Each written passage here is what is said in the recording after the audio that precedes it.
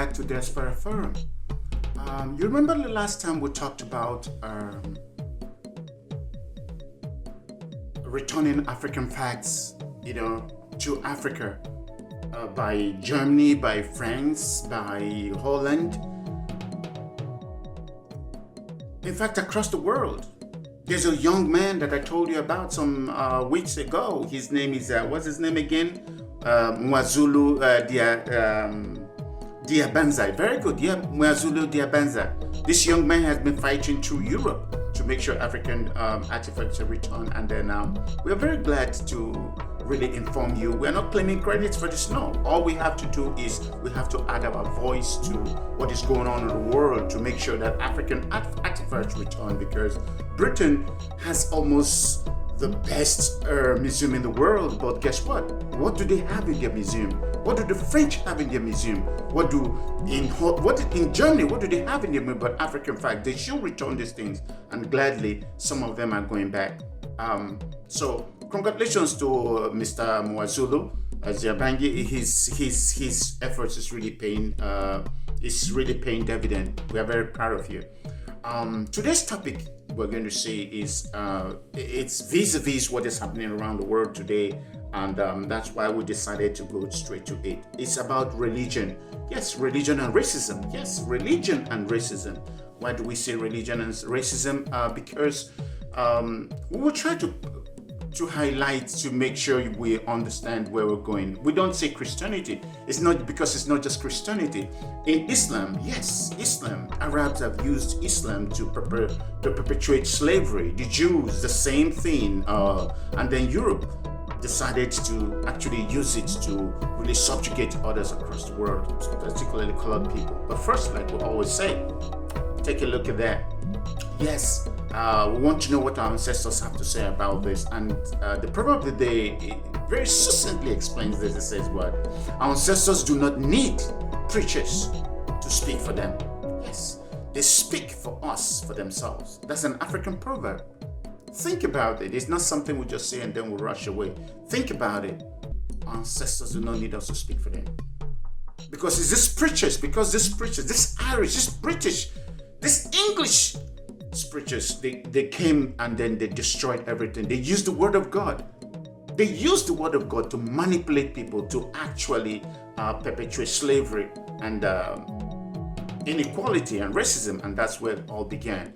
Because and that's why I did not say Christianity. I said religion, because religion has been a tool for which the victor used in manipulating the weak, or those that they conquered, so to say. Just like the Romans conquered Europe. That's exactly true crusade, and that's what they do. They took slavery across the world. Yes, but again, first of all, like we always say, please, if you have not subscribed to our YouTube channel, please be kind enough to click on that bell so that each time we produce a video, it will come straight to you. And like we said, very soon we'll go on Patreon. We'll be very glad to hear from you so that you help us out in what we're doing. But again, did you know? Take a look at that. Very good. Did you know that the Chilo pyramid in Mexico has a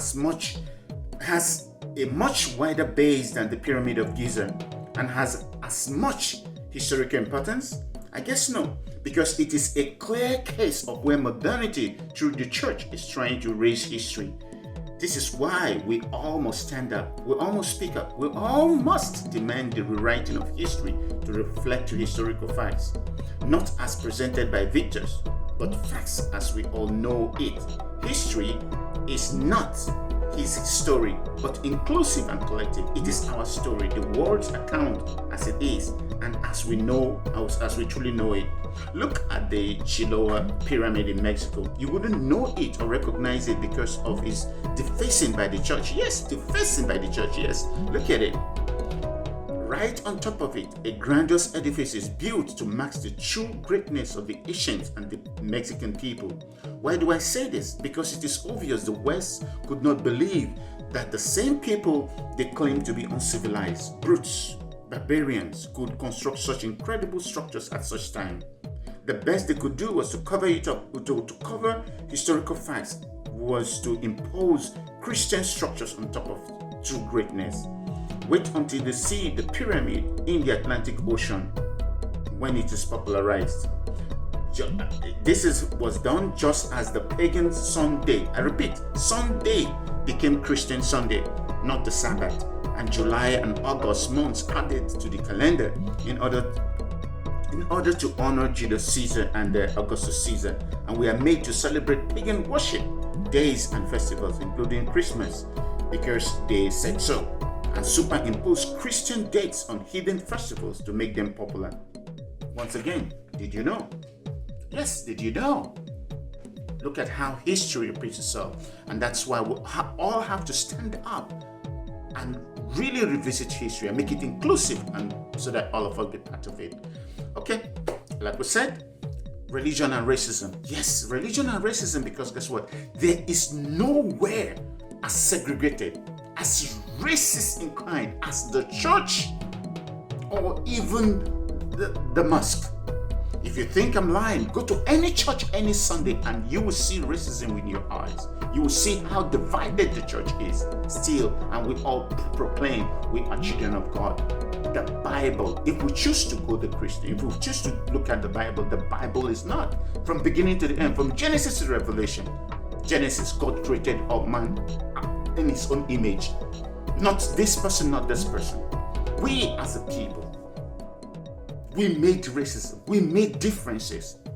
God created us equal.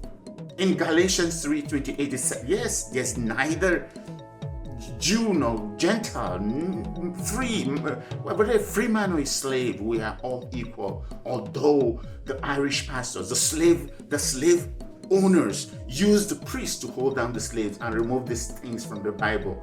Therefore, we had the slave Bible and all that crap. Yes, we have to look at it.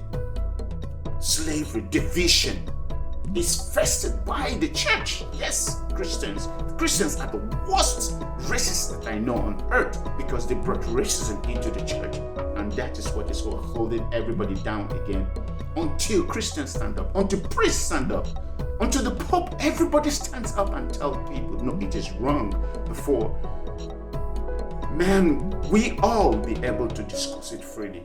Yes, and the priest through the church. Look at the old saying, the old false saying about the curse of Noah against us. Just look at that picture. Look at those three children, the same children of Noah. And then later on, and then even instead of Noah cursing his son, that of course these are fairy tales anyway, but imagine instead of son cursing, it's cursing Canaan. Yes, Canaan, not Ham. Cursed Canaan, and then it said Canaan dwelled in Africa. Therefore, he became servants. Just a way to justify slavery. Using the Bible to justify slavery. How so wrong? How so evil? The worst inhumanity against man itself. Yes, that was what the slave owners used the priests to do, to hold down the slaves so that they will not protest. Meanwhile, guess what? They were slaves. Yeah, whites, Caucasians were slaves to the Moors. Yes, look at your history. The Romans, even in Turkey, look at them. That's why I'm presenting it to you. They were slaves all across the world. I wonder how the Moors treated Europeans at the time they were slaves. Or yes, even when the Jews were slaves in Egypt. Yes, we want to see how it happened. It's the Bible. It is Islam. It is religion that was used to create the division of man against man, to justify the inhumanity of man against man. Yes. This is why we have the differences we have today. This is why, yes. When you go to the church, take a look at the church. Take a look at the way we worship, the way we look at one another. It will show we are not Christians. If we say we're Christians, if we say we really care about the people who say we're pro-abortion, pro-life and all that, what about the living? What about the living? What have we done to the living? What have we done to the living? It's all false. We hide behind religion to punish, to perpetuate, to subjugate others, which is wrong. What do you think? Yes, religion and slavery. Let's go to shout-outs for the day. Take a look at that. We're going to Britain, to this young man, Sir David Ajayi. Yes, Sir David is a Ghanaian. Sir David Frank Ajayi, OBERA, is a multiple award-winning Ghanaian British architect. He is known for designing many notable buildings around the world, including the famous National Museum of African American History and Culture in Washington, D.C., and also the so-called Moscow School of Management. Ajayi was born in Dar es Salaam, Tanzania. His ingenious use of materials, bespoke designs, and visionary sensibilities have set him apart as one of the leading architects of his generation. We are very proud of you, Mr. David Ajayi. We are very proud of you. Please keep doing us proud. Thank you so much.